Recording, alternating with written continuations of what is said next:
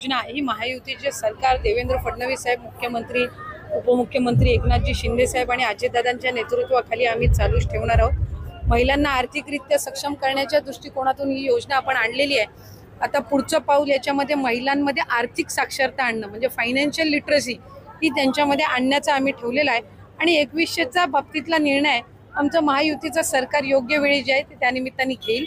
आम्ही लाडक्या बहिणींना दिलेलं वचन जसं 1500चं पूर्ण केलेलं आहे तसं 2100चं सुद्धा दिलेल्या वचनापासून आम्ही काही हरकत कधी घेणार नाही आणि लाडक्या बहिणींच्या आयुष्यामध्ये आनंद महायुतीच्या सरकारच्या माध्यमातून असंच चालू आहे। मात्र विरोधकांकडून याच मुद्द्याला धरून वारंवार टीका केली जाते की सरकारने कुठेतरी लाडक्या बहिणींची फसवणूक केली आहे। विरोधकांची नजरेत सुरुवातीपासूनच लाडकी बहीण योजना खूपच आलेली आहे।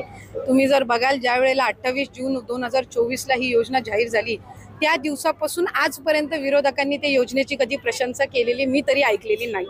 त्याच्यामुळे त्यांना माहिती आहे की ही योजना जी आहे महिलांच्या आयुष्यामध्ये त्या ठिकाणी चांगले दिवस आणते, आनंदाचे दिवस आणते। अशा पद्धतीची योजना आजपर्यंत कधी आली नव्हती। महायुतीच्या सरकारने पहिले आणली। विरोधक पहिले म्हणायचे की तुमचं फक्त रजिस्ट्रेशन करून घेतील, 1500 तुम्हाला येणार नाहीत। मग 1500 यायला लागले। काहींच्या खात्यामध्ये एकदम 3000 जमा झाले, 4500 झाले, काहींच्या खात्यामध्ये 7500 जमा झाले।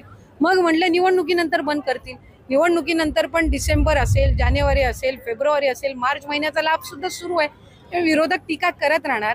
त्यांच्यामधलं जे नैराश्य आहे ते कुठं ना कुठेतरी या योजनेवर काढण्याचा त्यांचा प्रयत्न आहे। राजकारण सध्या बदलताना दिसतंय। काल जयंत पाटील अजितदादांची भेट झाल्यानंतर नवीन नाही, एका सार्वजनिक कार्यक्रमामध्ये भेट होणं, आम्ही काही एकमेकाचे काही शत्रू नाही आहोत। राजकीय वेगवेगळे जरी त्या दोघांनी त्या ठिकाणी निर्णय घेतलेले असले, एका सार्वजनिक कार्यक्रमामध्ये स्वाभाविकरित्या आज मुख्यमंत्री, दोन्ही उपमुख्यमंत्री किंवा कुठले मंत्री किंवा समोरचे विरोधी पक्ष नेते जरी आले तरी त्या निमित्ताने एका व्यासपीठावर असतात। त्याच्यामुळे त्यामध्ये काही असं वेगळं काही राजकारण बघण्याचं काही कारण ASR मधनं पण मी सांगितलंय काही आपण उद्यानं डेव्हलप करू। आपल्याला ग्लोबल वॉर्मिंगचं संकट आहे बघा। आता 2 एप्रिलला कधी कुठं पाऊस पडलेला ऐकला होता का? आज काय अवस्था आहे? काही ठिकाणी काही ठिकाणी पाऊस पडतोय, अशी अवस्था आहे। आणि त्याच्यामुळे आपल्याला काळजी घेतली पाहिजे। मी माझ्या परीनं यंदा काही लोकांनी माझ्यावर टीका टिप्पणी केली। आपण लाडकी बहिणा योजना चालू ठेवलेली आहे, त्यामध्ये सध्या आपण 1500 रुपये देतो।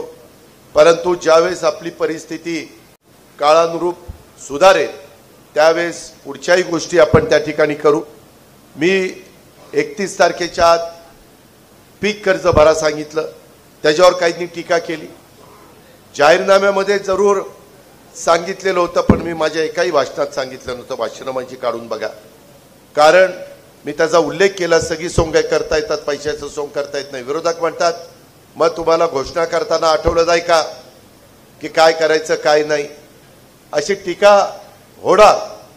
पण शेवटी राज्याला आर्थिक शिस्त पण लागली पाहिजे, ते नियोजन पण बिघडता कामा नये। आपली जिल्हा बँक, मी कालच काही जिल्हा बँकांचे, कोल्हापूर जिल्हा बँक, सातारा जिल्हा बँक, पुणे जिल्हा बँकेची माहिती घेतली। एवढ्या मजबूत बँका आहे। माझी बारामती सहकारी बँक 0% NPA नाही, रेग्युलर NPA। सर संस्था नीट चालवायच्या म्हटलं तर चालवता येतात, प्लीज स्वच्छ असली पाहिजे। आज आम्ही काय त्या बुलढाणा जिल्हा बँकेला मदत केलेली आहे। आपल्याला काही जण मला म्हणाले की दादा आम्हाला चांगले अधिकारी त्या ठिकाणी द्या। इथं काही अधिकारी बदलावे लागणार आहेत, काही निगरगट्ट झालेले आहेत, काही त्यांना सोयीसुतक पडलेलं नाही। त्यांना असं वाटत असेल का अजित पवार पालकमंत्री म्हणून आज आला, आजचा दिवस जेवढं काही त्याचं बोलणं ऐकून घ्यायचं तेवढं घेऊ, परत उद्यापासून आपणच आपले। पण त्यांना मी हे सांगणार आहे, पण पुढच्या ट्रिपला आल्यावर मग तुमच्याकडे बघतोच कसं काय। सांगितलेली कामं मी दमदाटी करत नाही। त्यांनी जनतेचं काम करण्याचं, प्रशासनाचं काम करण्याचं स्वीकारलेलं आहे। त्याकरता त्यांना पगार मिळतो, त्यांना वाढ मिळते, त्याकरता 7वं वेतन मिळतंय, पुढे 8वंही वेतन मिळेल, मत नाही। पण त्यांनी पण त्यांची जबाबदारी पार पाडली पाहिजे।